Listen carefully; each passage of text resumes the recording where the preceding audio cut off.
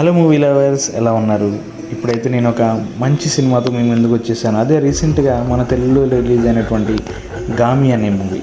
So దీనికోసం చాలామంది ఎదురు చూస్తున్నారని అనుకుంటున్నాను. సో మొదటిగా ఈ సినిమా చూస్తే ఒక విశ్వక్సేన్ ఒక అఘోరా గెటప్లో అయితే ఉంటాడు. సో బట్ దీన్ని ఊహించుకుని అందరూ ఇది ఒక దయ్యాల సినిమా, మాంత్రికులకు సంబంధించిన సినిమా అయితే అనుకుంటారు, కానీ అదైతే కాదు.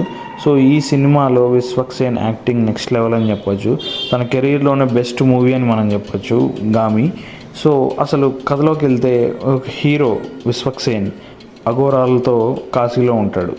అసలు అతను ఇక్కడ ఎందుకున్నాడు, అతనికి ఉన్నటువంటి ఒక డిజార్డర్ ఏంటి, ఒక జబ్బు ఏంటి, సో దాని గురించి అతని గతాన్ని ఎందుకు మర్చిపోయాడు, అసలు అతను ఎవరు, తనని తాను తెలుసుకునే ప్రయత్నంలో అతను ఏ విధంగా సవాళ్ళను ఎదుర్కొన్నాడు, చివరికి దాన్ని ఎలా రీచ్ అయ్యాడు అనేదే ఈ మూవీ యొక్క స్టోరీ.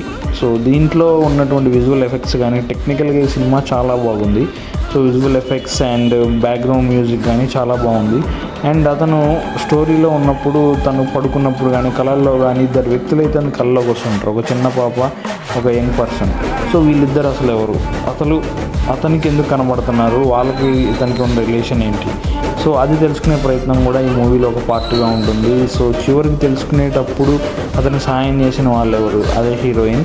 బట్ హీరోయిన్ అయితే మనం చెప్పలేము, క్యారెక్టర్ అయితే చాలా తక్కువగా ఉంటుంది, బట్ ఉన్నంతలో మంచిగా యాక్టింగ్ చేసిందని చెప్పొచ్చు. బట్ హీరో యాక్టింగ్ మాత్రం next level. So visual effects మూవీలో చాలా బాగుంటాయి. మీరు రెగ్యులర్ ఫార్మాట్లో సాంగ్స్, హీరో ఫైట్స్ అట్లా చూస్తే అయితే ఈ మూవీ అర్థం కాదు.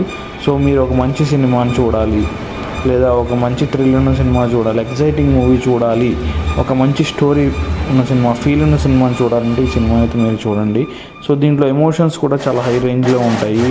లాస్ట్ 15 మినిట్స్లో విశ్వక్సేన్ చేసినటువంటి యాక్టింగ్ కానీ, ఎమోషనల్గా అతను పర్ఫార్మెన్స్ కానీ చాలా బాగుంది.